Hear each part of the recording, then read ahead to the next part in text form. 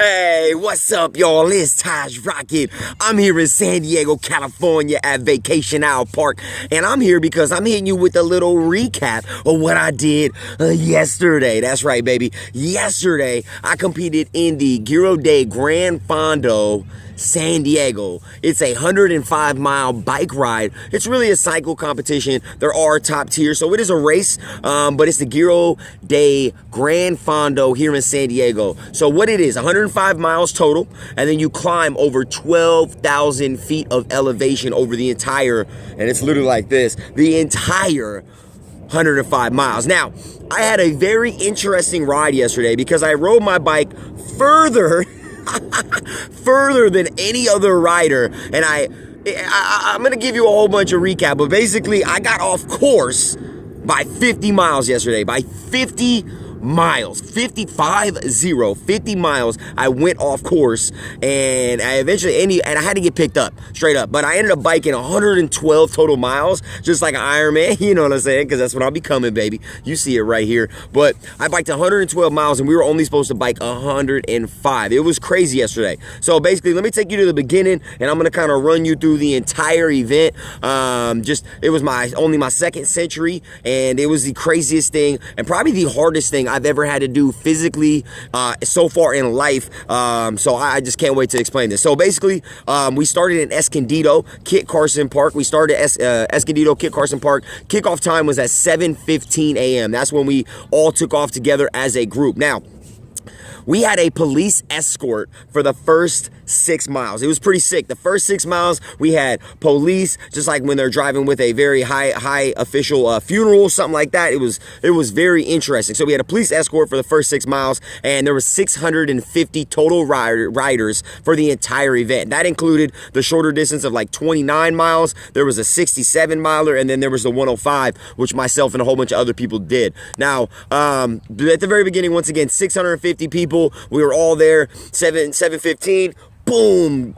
3, 2, 1, go. And then we all took off together. Now, we had to hold 15 miles an hour for the first 6 miles because of the police escort. They were just kind of making sure the roads were clear, rode through Escondido, and then they dropped us off at the first base of our first little hill climb, and it was intense. But because the pack was so big, we ended up getting stuck at about 6 miles an hour all together, just going up the steady, nice, windy road of incline. Now, this was probably the hardest thing I've ever done because I'm on a TT bike. I'm on a time trial. I'm on a triathlon bike, straight up. And this bike that I ride, and it's the only bike I own, and it's the only bike I want to own in regards to the type of bike, for now, at least, because my goal is becoming an Ironman pro. That's part of the reason why I'm here. I'm just explaining my journey. But everybody else, for the most part, there's a few other triathlon bikes out there, but everybody else, for the most part, was riding a actual, like, cycle bike, a bike that you'll see in the Tour de France, bikes that you'll see Lance Armstrong in those high-level, just full-on cyclists will ride. And I'm finding out as I'm riding, people are like, man, props for you for riding the TT bike. And I was like, man, I didn't even know that this was going to be that much more difficult. But apparently, because of the aerodynamics, because of the drop bars, because of the lower handle positioning, and the stiff and rigidness of the bike, because it's built to go fast for straight, long distances, it's a lot harder on these windy hill climbing roads. I also don't have a lot of low gears. I actually got a newer crank, so it's got higher gears so I can go faster on the flats, but I actually needed to dial it back. So during the hill climbs, I was in my lowest gear possible, and I believe that a lot of other bikes that most people were riding had a lower gear. Now, shout out to Pulse real quick. So I got the hat on. This is the company that I go through for my bike, for all my gears. Pulse Endurance. They got 2 locations, Kearney Mesa and then down in Chula Vista here in San Diego, but they sponsor the event as well. But shout out to Pulse for getting me these new hand grips on my bike, because last time when I did the San Diego Century, my hands went numb because over half of my hand was on metal, and I had the death grip, and they told me don't have the death grip, but I had the death grip on the handlebars. But anyway, they rewrapped some new wraps around those already in place rubber grips, and my hands feel great today. I feel great. I can feel all my fingers. I still feel a little tight, you know what I mean, because I'm still getting used to just gripping the bars for that long. But yeah, shout out to Pulse, you know what I'm saying? But yeah, so we were going up that first hill climb, and we were riding in a pack, and it was funny because cars were trying to come down, and then cars were trying to go up, and it was very small, just 2-lane road after we got to that base and started going up the hill. Cops are like, nah, you can't. There's 650 people going up this hill climb, and no, sir, you're gonna have to wait. And it's just funny how cars, in general, when you're riding, and this is once again, this is only the second time I've done a cycle event, and really the second time I've ridden in packs. And it's funny how cars do not care about bikers at all for the most. I'm not gonna say that's a very large general statement, but cars, they are worried about themselves and where they're going. They don't think about who's on the bike, what they might be doing, how long they might be doing it, so on and so forth. So it's just really nice to be around a group of collective people that understand, and we're all going towards the same goal. That's why I really do like these events. Now, we're climbing up this first hill, we getting up it, holding like 6, and then we start kind of breaking, you know, as we start to get a little further up, we start to kind of spread out, and we start to find our speeds, and everybody starts to kind of click up in the similar speeds. So I start getting a little faster, getting up above 7, up to 9, dropping back down to 7. Some of these hills were crazy. Some of the winds would be like whoop, and then it would level out, and then whoop. It was wild. So anyway, we got done with the first one, and then we get to our first aid station at about mile 20. Hop off, shake the legs out real quick. They usually have a whole bunch of food. They had like peanut butter and jelly. They had Nutella sandwiches. They had peanut butter, honey, and banana. They had bananas, oranges, cookies. Some people were drinking Coke, you know, just for a little sugar boost. They had energy, like noon nutrition. And then they also had hydration water. I had 2 water bottles in the back. I always bring that same amount. And today, and I'm going to tell you why this race was very important that I brought all this, but I had 2 water bottles in the back, 2 in the middle, and then I had my big, torpedo in the front with the little stem, so I can just lean over and drink it when I'm in those drop bars. But I was carrying over 1,600 calories in my 2 of my water bottles before I even touched these aid stations. So I had Carbo Pro, that really quick carbohydrate source. I had 8 scoops in each of my 2 bottles. So I had 16 total scoops of Carbo Pro, and 2 scoops is, every scoop is 100 calories. So yeah, 1,600 calories. There you go. I also had some hydration. So I had some electrolyte formula from Vega, had that in one of my bottles, and then I had 1 bottle just full of water, and then the other front torpedo was water, and I used that back bottle to fill up my torpedo as we're going. So anyway, we hit the first aid station. I have like a PB&J. I made it super quick, and then I was out of there. So once we got out of there, I didn't even realize we went from there, and then we went up a nice little hill and then the next station was like 5 miles later. First off, I didn't look at the map the way I should have. I kind of glanced at it like, oh, okay, they're gonna have signs out there, and they did, but their signs were like maybe the length of my forearm and maybe the height of half of my forearm. Like legit, we're very small. We're very small compared to the San Diego Century. The San Diego Century had big old signs, bright colors, big arrows. These Gran Fondo signs were baby. So you had to really be paying attention, and it gets harder to see them the further you go, because you're getting exhausted and you're just focused on just grinding it out, churning those legs, and just making it happen. So we get to that next aid station. It was like 5 miles out, and this was apparently the base of the Palomar Mountain, big climb. We climbed about 6,000 feet at once. It was like 5 something, but I believe it was close to 6,000 feet at once. First off, I only climbed 6,000 total feet in the San Diego Century. This ride, I knew it was going to be double the feet, but I didn't realize that I was going to be doing half of that at the 6,000 at once. So I ended up living in my lowest gear, and for like, I think it was like an hour, I think it was like 2 hours literally climbing this hill. This was 100% the hardest thing I've ever had to do in my entire life. The hardest thing I've ever had to do in my entire life. Climbing Palomar Mountain.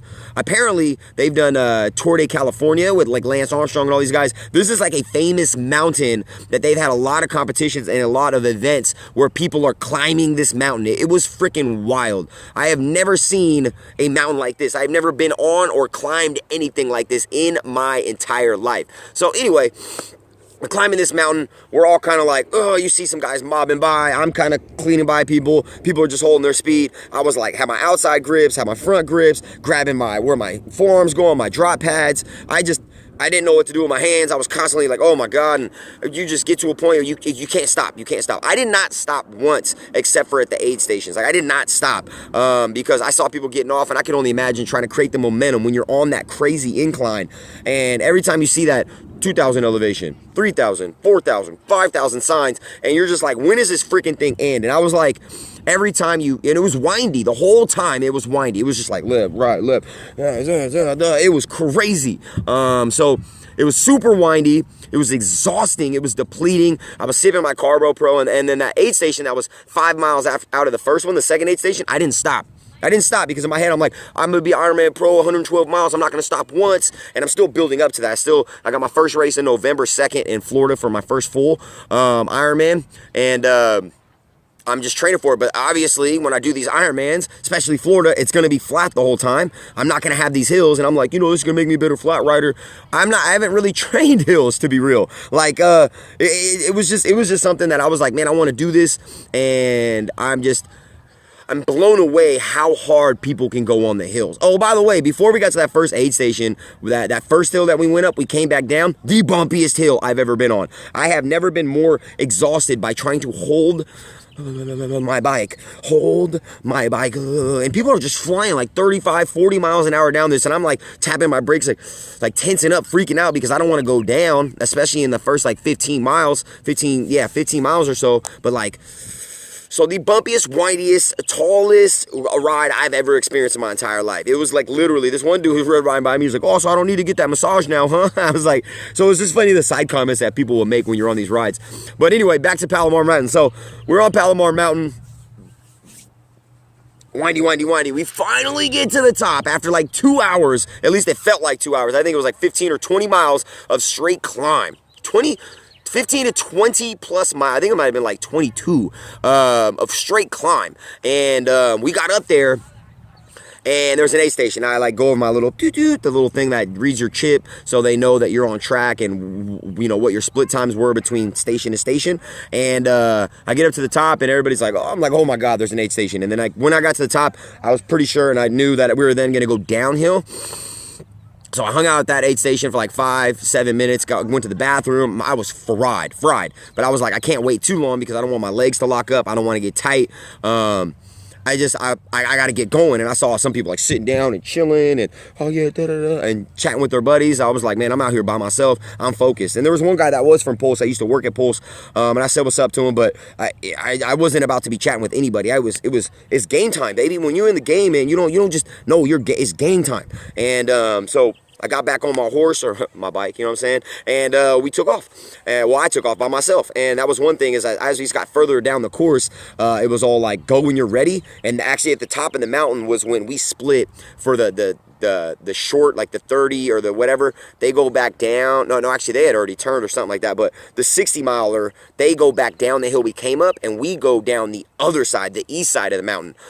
So we go up a little higher, and then we drop down this other side of the mountain, and it was fire. It was wild. I looked over to my right. I don't think I've ever been on a mountain that high before. First off, I wanted to stop and take a picture, but I was like, it's game time. I ain't got time. It ain't photo op time. This is game time. So I looked to my right, and my torpedo, I had a full of water, heavily full, like all the way full. It flew off of my bike when I was going like 30 miles an hour, and I had to hit the brakes super hard, stop, grab the torpedo, and this is like kind of at the beginning. And all the water spilled, and it was kind of good because when it had a lot of water in it, it would bounce, and because of the vibrations of the handlebars, it would just fly out. So I'm glad that was the only time that it came out, but in the past I've seen it come out, so I need to get a rubber band. I need to rubber band that thing down. Now I know. But going down, I look to my right, and is the most beautiful, the tallest, the most vivid thing I've ever, oh my God, I wish I would have took a picture, but I know in reality I never will in those situations, and I'm just going to want to take Laura back up there and show her what I did, and I can't wait to. And it was freaking wild. It was wild. I felt like I was on top of the world. Like I literally felt like I was on top of the world, and I can't believe that I like looked over and I like took a deep breath as we were kind of on this flat before we really went down, and I was just like, man, I really did that. You know what I'm saying? Like I really did that. I really climbed that. And the sense of accomplishment was just immense. And we were only like 40 miles in. I was just like fried. I was probably like, man, I'm more tired than I've ever been on a bike ride already. It's just like, oh my God, like this, it was harder than the Purple Monster at the SD Century, the San Diego Century, which honestly, when you look at the San Diego Century compared to this thing, that was just like that was a warm-up ride. This thing is not a game. This thing is not a game. And we got up there, and I know a lot of people ended up, and I saw when we got to the top of the mountain before I went over the east side and went down at that top top point where people would turn around or whatever. A lot of people that were doing our long distance, 105, they decided, nah, I'm done. Like, I'm going back down. Like, I'm doing the 60-something. Because you had the opportunity to opt out. You couldn't go higher. Like, let's say if you booked the 67 distance, you couldn't go to a 105. But if you're doing the 105, you could go down to the 60-something. And I was like, no, I'm doing the 105. I'm doing the 105. Like, when I set my mind on something and I decide that I'm going to do something, whether it's a goal, a dream, whether it's a task or whatever, like, I'm going to do it. Unless an outside force keeps me from accomplishing it, I'm about to accomplish it. Period. I'm about to get it done, and that's just how my brain works, and that's why I feel and I believe that I've been successful to certain extents at this point in my life, is because I made that do or die situational focus, where it's like, I am not leaving unless y'all make me leave. Like, I'm gonna work until I hit the finish line, or y'all have to come get me, or what, you know what I'm saying? So that's how I live my life. But anyway. So some people are turning around. I go off to the east side. My torpedo flies off after I just soak in this beautiful view. This absolute, I mean, I have a beautiful view behind me, but this thing was, you know, like I said, like 6,000 feet in the air. You're looking over and you're like, I can't believe I'm up here. And it was from my legs. My legs got me up here. And I was going 5-6 miles an hour all the way up. Like, freaking mind blown when you just think about what you've done. Even just talking about it right now, it's kind of like the first time I've really in-depth talked about it since yesterday, or I really in-depth talked about it at all, and it's just like mind-blowing even just to hear it. So anyway, we're going down the hill, and we start going fast. Well, I start going fast. I'm kind of by myself. One guy passes me because I dropped my torpedo and whatever, but it's just pretty much you at this point. You're going to see a couple people here and there, but like there was 650 total riders. I don't know how many of those were actually doing like the 105 Gran Fondo, the 105, the Grande Mesa, whatever, 105 mile course, but I didn't see a lot of people after we split at the top of Mount Palomar. So going down the hill, and it's windy, but I'm getting over 30, 35 plus. I ended up going 39.4 was my fastest speed yesterday. And I'm pretty sure that's the fastest speed I've ever gone on my bike so far. I haven't hit 40 yet. I'm still not fully there. One of the members at Orange Theory K, she was telling me that she had a friend that was going over 40 miles an hour downhill, bombing down a hill, and a car came from the side and hit her, and now she's paralyzed. Like, there's things like this that happen, and it's just, you can't help but think about that. I have a long life ahead of me. I have a lot of things I want to accomplish and do, and I look at things like this is only a blip of the things that this holds tremendous value and weight, but I have so much more life to live. I have so much more to give, so many more people to influence and affect and impact and motivate, and I don't want something like that to keep me. I mean, obviously, even if I got paralyzed, I wouldn't stop. Like, I would alter my course, but that's not what I'm looking for. Anyway, the point is, like, you're going down these hills and you really are tapping the brakes. There is no way I'm in the drop position. They're very windy, and once again, the TT bike, the time trial, the triathlon bike, it's not built for windy roads. It's built for straight flats. It's rigid, it's harder, like, whereas the cycle bikes, this is what I was told, they're like, you should try a cycle bike. You should try it out, see how it feels. See how the cycle bike feels. Like, it bends, it kind of cruises with you, it moves with you, whereas a time trial bike, you like really gotta you got to use those abs, and you got to lean into everything, and you do need to hit those brakes, because I'm not about to go down. I'm not going down. I went down before my my 70.3 Ironman in Texas, and ever since then, I don't want to do that again, ever. I don't ever want to flip. I don't want to endo on my bike ever again. I don't want to cut myself up. I was already getting sunburnt because it was crazy hot, by the way. The first little hill climb was cool. It was completely clouded, and we had a blanket of clouds and fog. But once we kept going up, we broke through that. It was kind of sick. It's kind of sick to go through the clouds. Like, you like literally go through the clouds, and then all of a sudden you look down and you're like, oh shoot, I'm like above the clouds. Like, I'm literally on top of the world. I'm on top of the clouds. Super interesting. But yeah, we broke through the clouds, and once after we broke through the clouds, pure sun the entire time. I did do sunscreen before we began. I don't know at what point that rubbed off. I got some solid sunburns on my hands from being in drop position and just holding my bars and stuff, but I have very spotty burns, and I was actually very surprised at the lack of sunburn, straight up. Like, I was very surprised that I didn't get sunburn that bad. But anyway, coming down that mountain, it was crazy fun. I got up to like 34, 35 at that point. I got to a max of 39, but that was on the Mesa Grande downhill. Actually, no. It was at the very end of Mount Palomar when we were dropping off over by the lake. I got up to 39.4. These guys were ahead of me then. I I looked down at my monitor and I saw that I was at 39.4, and it made me slow down, and I should have just focused on I would have hit 40 if I just focused on the task, but I can't help but see how fast am I going right now. Like, I can't help it, but I need to just, the data gets saved. The data always gets saved. I got my Garmin watch. I didn't have this going, but I had my Edge, 820 Edge Garmin bike computer with my speed sensor and my cadence sensor all hooked to my bike. But I always got to remember, like, I got to stop worrying about what the monitor says, unless if I'm in like a straight flat. But if I'm going downhill, I need to just focus on the freaking downhill, because I know that looking down and looking up, that split second could cause me to flip at 40 miles an hour, and that's not what I'm looking for. Anyway, we're going down these crazy, and then we like went through this one part, and this wind just out of nowhere once we got closer to the lake, and this dude like ended up blowing by me, because some of these dudes are on these cycle bikes, and they're super comfortable in these hills and these mountains. It's very impressive. I'm not there yet, but these dudes was like, oh, where'd that went? You know, it was just funny when somebody rides by you, if you ride by somebody, like, they usually say something. They're like, oh, hey, what's up? Or like, I was going up this hill and this motorcycle came down. He looked and he goes, hey, it's a lot more fun and easier coming down than it is that way. And he was like, just making, you know what I mean? Just like casual conversation. Another guy, I was like going up a hill. You could see I was dying. I was by myself. He's like, you got 2 miles uphill and then it's flat again. And I was like, oh, thank you, man. Like, it's just amazing how much love, even though there's some people that just beep, beep, honking at you and all mad at you, it's also a beautiful thing to see how much other people love people, and like they really do care about other people, and they're impressed by your accomplishments. They're impressed that you're out there doing that, and it's cool to like wave at people, and you'll see other cyclists that aren't in the ride, but like, hey, what's up? You know what I mean? So it's kind of cool. Anyway, so then we go up that, and then we end up going to a flat for a while after we get down the bottom of Mount Palomar, and then we cut over, and then we ended up going up this little Mesa Grande other one. And then we ended up dropping back down, and then we went up another one, and then I ended up hitting the next aid station, which was at mile 55. So mile 55, I was fried again because we went down, and then right after we got down that hill, we had to go up another hill. I was like, oh my God, how much more climb? I didn't look at my elevation. I didn't touch my screen, and I have on my Garmin screen, it doesn't say how far we've gone or whatever. Elevation wise, it says how distance, miles, and it says how fast you're going and what time it is and how much time you've been riding, but it doesn't say the elevation. You have to toggle to a different screen, and I'm like, I'm not going to touch this. I just want to let this run. But every time you hit pause, and I always hit pause on my monitor, just so I know the running time.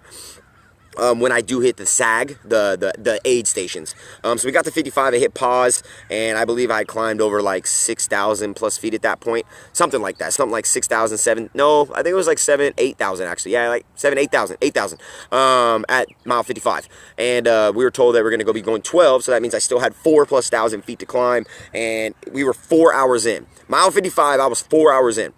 I was going way slower than I did, not way slower, but like probably an hour or two overall. I could calculate I was going to be an hour or two slower. I did my than the San Diego Century. The San Diego Century I did in 6 hours and 10 minutes. I was like, I'll probably do this between 7 and 8 hours, most likely, when I calculated it. So it was very interesting. But anyway, so we get at that last station, and everybody's like, yeah, it's hot. It was hot. I'm talking like 90 something plus.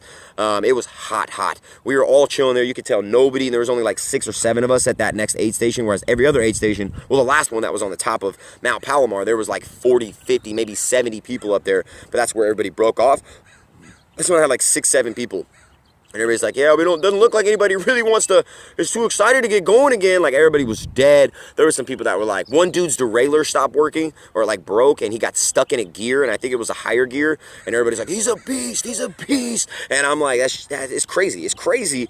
I'm the type of dude, if mine would have broke, I would have grinded out as much as possible myself. So shout out to that dude. I don't know who he was, but shout out to you if you end up watching this video for grinding out on that bigger gear when your derailleur broke. That's some real grind. Yeah, it was just crazy. We got up there, and then it was we all got like I actually ended up drinking a little Coke, because I could tell I needed my blood sugar up a little bit.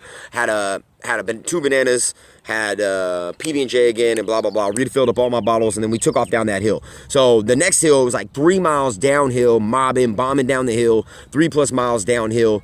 And it was pretty cool because we start dropping into the valley, and there was like nothingness. And I don't know if you've ever ridden in an area that doesn't have anything really going on, but there was like nothing out there. And it was very it allows your brain to kind of just do its own thing, and you got to let your thoughts kind of just just travel. And I think when you're allowing yourself to do that, this is the mobile meditation aspect of why I do this stuff. When you allow yourself to just kind of just be within yourself. I'm not wearing headphones. I have no other stimulus besides what I'm actively pursuing and what I'm doing. But when you don't have headphones, when you're just riding and just, I don't even know sometimes, some people are like, what do you think about? I'm like, well, I had just watched this documentary called The Push, and it was this gentleman that ended up getting paralyzed from the waist down from a snowmobile accident, and then he was a super active dude, and he ended up doing a hand ski. He hand skied across Antarctica, like 50 plus miles over the course of like, I think it was like 7 to 10 days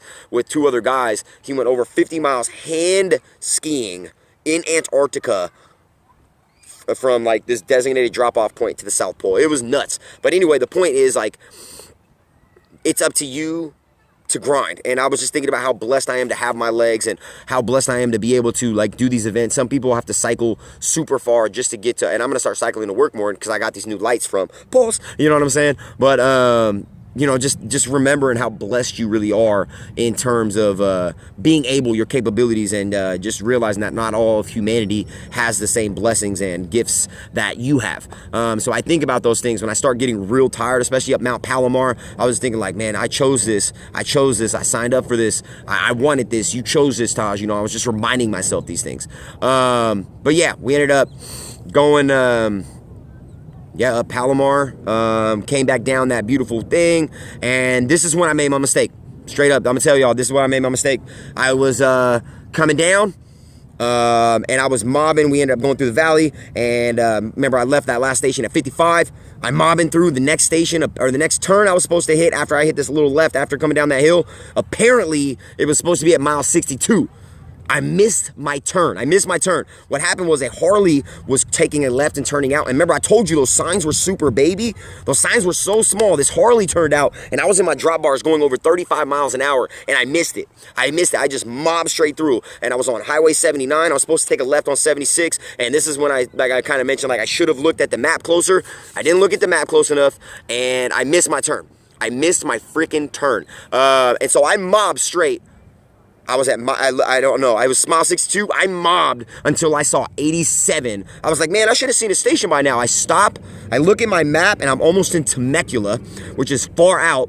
I called the emergency contact number. They're like, yeah, you're off course. I don't know exactly how far you are. I realized when I got home after I got everything done, 25 miles one direction off course. So I ended up going, when I turned around and came back, 50 miles off course. 50 miles off course. I went 50 miles off course. It was absolutely insane. I was in the middle of nowhere. I had only what I had. I had my Carbo Pro and some other stuff, but I didn't have anything besides the nutrition I had on me, and I hadn't touched an aid station in 40 plus miles. 50 plus, no, like 60 miles. I hadn't seen an aid station. So I ended up riding 112 miles, the distance of a full Ironman bike portion. It was freaking and nuts. It was absolutely nuts. A little frustrated about that, not gonna lie. I was a little frustrated about that because once I was out there, I was like rolling hills. It was super flat and chill, and I was just like, what the heck's going on? I don't know what's going on out here. Like, this is wild. I can't believe that this is happening to me right now. Like, when I got out there, I could just feel, I could just sense, like, you're in the middle of nowhere. It was like a house on the prairie with, like, there was a little schoolhouse, and there was this like nothingness. There was just cars, little rock formations, a whole bunch of dead grass and nothingness. I hit one little baby town. I went through it, and I was just like, man, this is a weird, I haven't seen people in like 2+ hours, maybe 3 hours just going. And I called Laura. I was like, hey, Laura. So I just got off the emergency contact. I went off course. I was 87 miles in to my ride, and I was supposed to turn at 62. 62. I missed, well, 61.9. But apparently I just, when that Harley came out, apparently there was a sign. I couldn't even think about the sign because the Harley damn near almost hit me because I was going like 35 miles an hour in my drop bars, because whenever I got the flats, I was practicing, my drop bar position and working on my speed in those. And this dude turned on his Harley with his lady. He thought he could like shoot past me. He didn't realize I was really going, and I had to like slow down and curve off, and I never saw the sign, and there it was. So I missed the sign. I ended up biking 112. We were only supposed to go 105, so I went way out.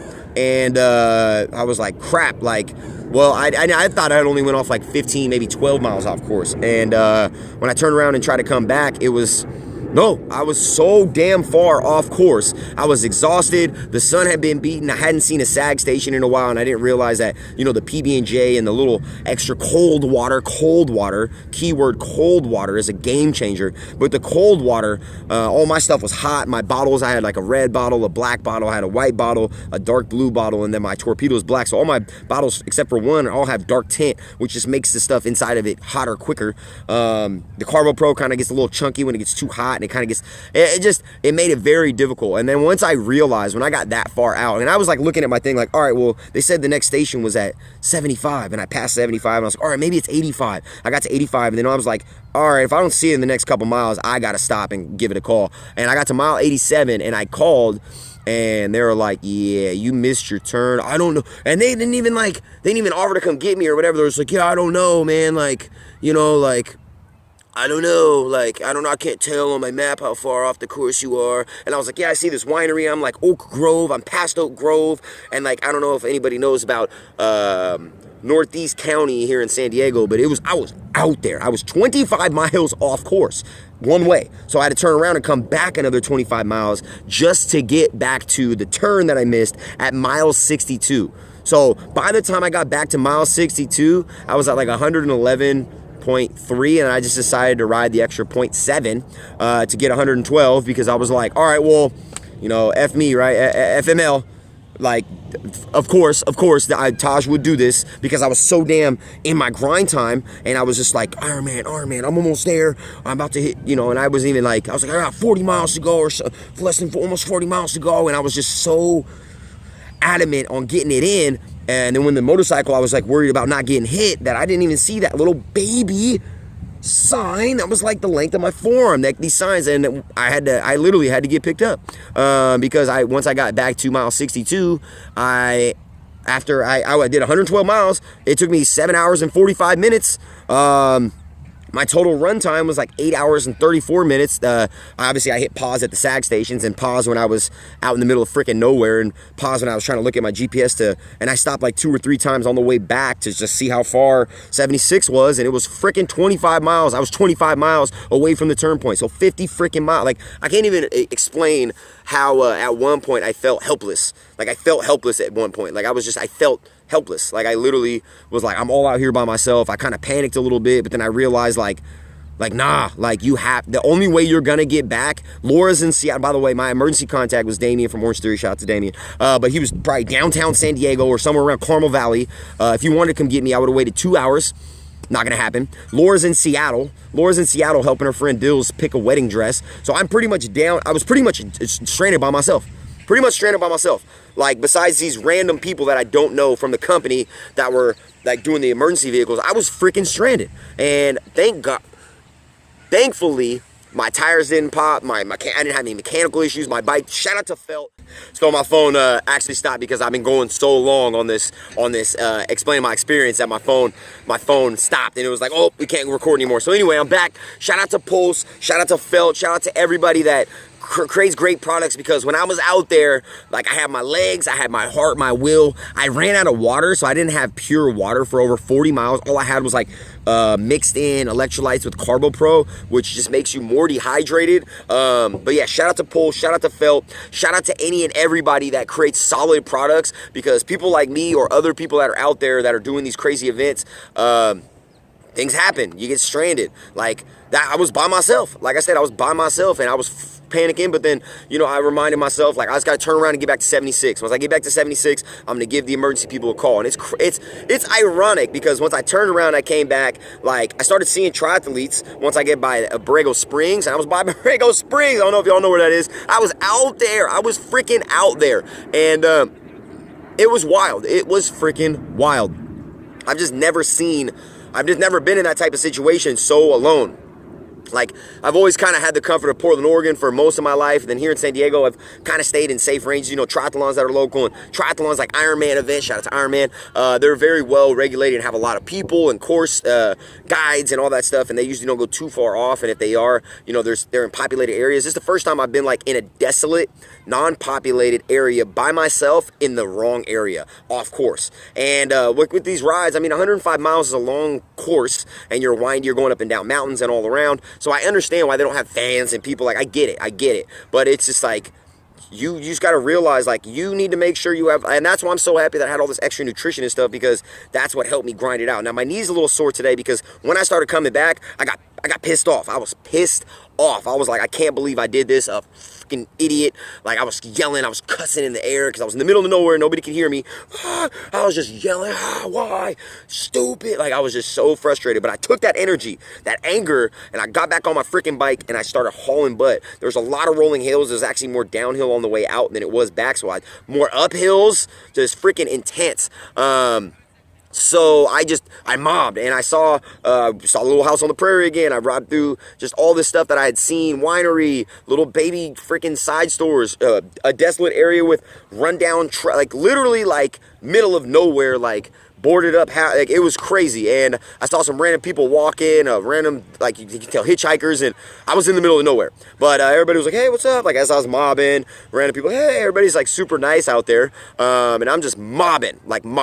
And once I finally get back to 62, well, I get by Borrego Springs and I start seeing a lot of these vans, by the way. I thought they were like emergency vehicles, but I found out Cycle Across America relay was going on, where people are doing a relay where they have cars of bikes, and they are doing a relay. They'll drop a biker off, and then the car will drive up to where they're going to do the swap or whatever, and then somebody else will hop out the van and go. Anyway, there was like 50 plus vans that I saw of and dudes just mobbing, and you could tell they were fresh, they were mobbing, and they don't know I'm like already 100 miles in, and I'm freaking dehydrated. I hadn't had water in 40 plus miles, like just straight water. My body was just like pissed off. My body was pissed off with me. But it was a survival. It was like the fight or flight, like, and I'm not gonna, where am I gonna fly? Well, I was flying and fighting at the same time. So my fight or flight combined, and I grinded it out. But got back to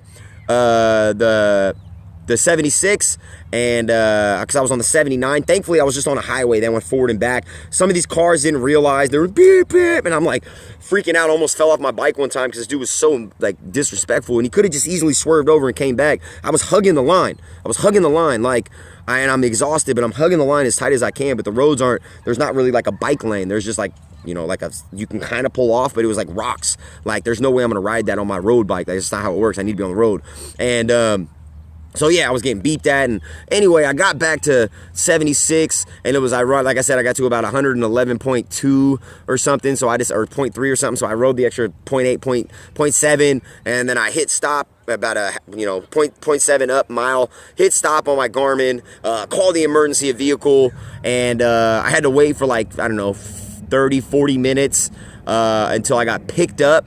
My total ride time was like 8 hours, 34 minutes, like I mentioned, but my total actual moving time was 7 hours and 45 minutes. So that was pretty solid. I was pretty happy with that. But yeah, I waited for like 30, 40 minutes, and it was kind of cool because all those like Cycle Across America vans and people that were riding, everybody's like, you okay? You okay? You okay? I was like, I'm good. Thank you. My bike was laying down. I was sitting down for a second, then I realized there was a million freaking ants, and a few of them were fire ants, so I had to stand up. My legs were cramping. I was like kind of good that I was standing up. But I got picked up by these two gentlemen, Toby and Brian. Super cool, super real dudes. They're like, damn, man, good job. And I was like, yeah, man, I rode. And you know what, the freaking my type of day, right? So when I hit stop on my Garmin, it said 112. So I was like, cool, I went 112. And then when I hit save and it went to my Strava, 111.98. I bet. No, I went 112. Y'all ain't gonna take that from me. It said 111.8. That's the type of day I had. I swear. It was like, of course. Like right when I saw that stat, of course, like I had already saved it. I couldn't like resume. Like I know the resume, I ended it. And I was just like, of course, it is 0.02. 0.02. I bet. No, I went 112. I got 112. Like I saw it with my own eyes on the Garmin, 112. It's not gonna be the last time I bike 112, but like I don't like to like say things unless I've truly done them. So it's gonna be, you know, I gotta tell people. It said 111.98, but I went 112. I saw it. People are gonna be like, yeah, you know, nobody's gonna care. But like the point is, like, I take pride in things that I do. So like, it's kind of frustrating, you know what I'm saying? But yeah, it was. I got picked up by Toby and Brian. They pulled up in the emergency vehicle or whatever. They threw my bike in the back. They handed me some water, and then they drove me the rest of the course, which was, like I said, it was mile 62.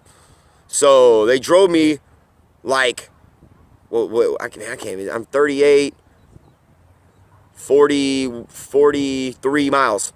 43 miles. They drove me 43 miles and showed me the course that I was going to be driving or riding. So yeah.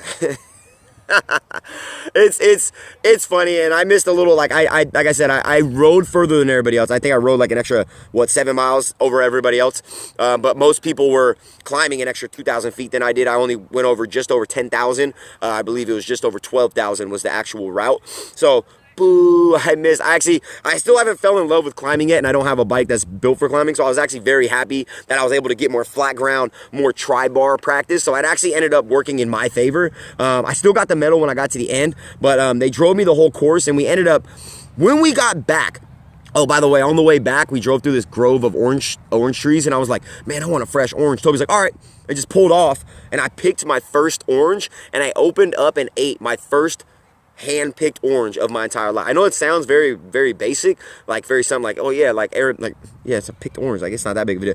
That was the first time I've ever picked an orange off of a tree and ate it off of a tree. Like, it was a very, like, it made me want to grow some plants, and I know how amazing that is, like, to grow your own food and stuff. Like, it, like, I don't know, like something flickered, and I was like, do they have pesticides? They're like, oh no, here's a water bottle, rinse it off. So I opened it up, rinsed off the orange, and then I ate it, and I feel great. It was the juiciest, most fresh orange I think I've ever had in my entire life. And it was just kind of like, it's just a weird day, you know what I'm saying? Like, I had to get, I've never had a fresh pick orange. I've never went off course. I've never climbed that tall. I've never been windy roads. I've never went that fast. Like, this was all like, I've never ridden that far. I've never ridden 112 miles, 111.98, whatever, 112 miles. And, yeah, it was just like, it was crazy. And then I met Toby and Brian. I was talking to Toby. I was like, yeah, I'm going to telling him all the races I have left for the year. And I was like, yeah, I'm going to do the La Quinta one. He's like, oh, I got a friend. I was like, I can't find it because, you know, Coachella's over there, and I'm going in December, and all the places on the Airbnb are like $500 because it's, they're like mansions. He's like, oh, I got a friend. I'll hook you up. Let me get your number. And then I met Toby, and he's got resources. He does all these cause events. He does all the marathons and everything. So now I got a relationship with a guy that runs, does a lot of the event coordination and staffing for cause events. And I don't know, it was just like, I guess this was in the plan the whole time. Like, of course I was going to miss the turn because I was grinding. Of course that guy would turn with his motorcycle and throw me off. Like, you start to wonder, like, was this planned from the beginning? Did the universe have this plan for me from the beginning? And you could be mad at it. You could be frustrated. You could be pissed. But at the end of the day, like, they drove me back. Toby ended up getting in a truck with another guy, and they had to go out and pick up signs. But, like, even if I turned and kept going, they had already picked up all the signs. They picked up all the signs. That's how far off and back. And I was on track to finish it 2+ hours before the last riders would have got there. Like, for real. Like, I was on track before I made my mistake to finish it 2+ hours, 2 hours or more before the last people would have got in or before they were going to close it down. And because of that extra 50 miles that I did, and if I would have done the whole freaking thing, if I would have done the whole freaking, like, the extra 155 miles is what I would have rode if I was like, no, I gotta finish it, which they wouldn't have let me anyway. But, like, if I would have done it, 155, that would have been 50 extra miles on top of 105. So, you know, it is what it is. It is what it is. Like, but, like, this is a great story. I want to remind people, you know, like, there are great people out there. There's people that care about you. There's people that wave at you and that are smiley. There's people that, are you okay? There's great people that, like, work for these companies that, like, pick you up and are super generous, giving you water and, you know, care about your safety and care about your well-being. There's also those people out there that beep and don't care. You know, it is what it is. But you want to focus on the positive stuff. So I focused on, like, the positive stuff, even though I felt like crap and I was angry and I made a mistake. Like, I didn't get hurt. I didn't get stranded. I didn't pass out. Like, I kind of felt like I was going to pass out, but my knee hurts a little bit today, but I'm going to ice it and just take a rest day today. And, you know, I got a triathlon in a week, and those guys are actually working it. It's just funny, like, oh, I'm gonna be working that one. The SDIT, oh yeah, I'll be working that one. In San Diego Landing, yeah, I'll be working. I'm like, okay, cool. And then we had more familiarities and commonalities and stuff like that. But after I got my fresh orange, they did the swap out, and then Brian took me back. I got back, and then I was like, man, I gotta get a medal. And I walked over to the lady, and I was like, man, so I missed my turn. I went 50 miles off course. She's like, what? And she started cussing like, oh my God, you know what I mean? Blah, blah, blah. And I was like, yeah, this is crazy. Like, I can't believe it happened. Like, thank God I had way too much nutrition on my bike, which most people would be like, you're going to have too much on you. It's going to slow you down. I'm like, I'd rather be alive than go fast. Because I'd rather be alive and slow than fast and dead. But for real though, but really though. Yeah, so we got back. I talked to the lady. She gave me the medal. I was like, here, let me show you how far. She's like, you don't need to. I'm like, no, I have to show you. 111.9. I'm still like cracking up that it said 111.98. But 111.98, aka 112 miles. I went 100. I would never hit stop unless if I saw 112. But just, this is for anybody that does Garmin. Make sure you go like an extra 0.0 something, 0.02, 3, 4, 5 before you hit stop, because apparently the GPS isn't 100% accurate, but I went 112. Then the guy with the photo, he grabbed my camera and I took a picture. You could see the cool Gran Fondo sign, but you could tell the sun came down a little bit. And after I did all that, the last riders came. Like, I literally, when I got back is when they were, everything was already broken down. They had 3 meals left. Me and then the 2 guys, like I swear, it was like the perfect amount of meals. Me and then the 2, they had exactly the right amount of meals. I got my meals, like a chicken parmesan sandwich, and I'm almost vegan, fully vegan, but like I was like, I deserve this. I deserve this freaking sandwich. And so I got the sandwich, I ate the sandwich, I took a picture under the thing with my bike, and everybody was joking with me. They were like, that's hilarious. Like, you know, it's just a great story, and it's a great learning lesson. Like, if you know you're doing something epic like 105-mile Gran Fondo with 12,000 feet of elevation or whatever, and you're on a tri-bike, and you don't really know the course, like, just slow down. Like, slow down. You know, it was a race, but I knew I wasn't racing. I was just more for the ride and the experience and the training. Really, it was a training. But just don't do what I did. You know what I mean? Like, pay attention. Obviously, you know, just know the course. Like, there was guys that could have repeated the course off the top of their head verbatim. Like, it would have been no problem. Whereas me, I'm like, oh, I was just going to follow the signs. But the signs weren't that big, and I was going way too fast, and I was way too focused. So, you know, just basically just like, it's a life lesson. I think it's a beautiful blessing of a life lesson is what I would like to call it. And, I really learned a lot. I felt like I grew a lot. I was on my bike for 7 hours and 45 minutes moving, and 8 hours and 34 minutes total. I was out there with my bike. And then I waited 30, 40 minutes till these guys came to pick me up, and then we rode back. So I literally left at like 6 p.m. and we started at 7:15. So I was out there. Well, no, I think I got home at like 6. So I left at like 5. But I was out there for over 10 hours yesterday. I've never done anything like that long. Like, I've never done, like, that was so long, and Laura's so far, and I had nobody but these people that I trusted in with this event service, Cause. So shout out to Cause for having solid people on your roster. I definitely recommend. I talked with Toby, and he's like, yeah, we're gonna get bigger signs. I was like, thank you. And he was like, defending. He was like, but we had multiple. I was like, man, when you're that tired and you're going that hard, and he was like, all right, I'm like, so shout out to Cause. I recommend bigger signs. But I got my chicken parmesan at the end. I got my medal. They granted me the medal, even though I didn't do the 2,000 extra feet. I did do the extra 7 miles, and I got stranded, and it was just like the craziest story ever. So, you know, but if you ever get in a situation like that, just know you're going to make it out. You got to have that mind. You have to have that grind, because woe is me. Oh, that wouldn't have got me anywhere. I would have just been out there further, longer, and maybe even more dehydrated. And I was like thinking, like, maybe I can call Uber or whatever. Like, Uber probably wouldn't come out there. Let's be real. And it would have been $1,000 just to pick me up. And I thought about, I'll just keep going to Temecula, get on the 15, get an Uber. And I was like, no, I'm going to turn around. I'm going to go back, and I'm going to get my freaking medal. I'm going to make this thing happen. Like, it was going to be a little, like, with an asterisk next to it. But I did this. 112 miles, like, for real. I did extra credit. You know what I'm saying? I'm the type of guy that does like to do extra credit. So anyway, Gran Fondo, at first I was saying, I ain't never doing this again, but I think, you know what? I think I want to do this again. I want to do the real, race, the whole thing, without making a mistake. But yeah, man, if y'all ever down here in San Diego, I would love to race next to y'all, or, you know, do an event with y'all. I got my first Ironman November 2nd. I'm finishing training. Shout out to Pulse. Shout out to Cause Events at Gran Fondo. It was amazing. It was the craziest, the most difficult, the highest, the windiest, the furthest, the hardest, the hottest, the everything. It was a first of a million for me, and it won't be my last. So anyway, shout out to San Diego. Shout out to, you know, anybody else that's out there grinding. We got it done, baby. I'm out here, I'm staying vacation out park. Check out these views. I was over 6,000 whatever feet in the air checking out those views. So whatever you want to do in this life, you can do it. And I'll see y'all next time, next video, different location. Holla, baby. Holla. You know what it is.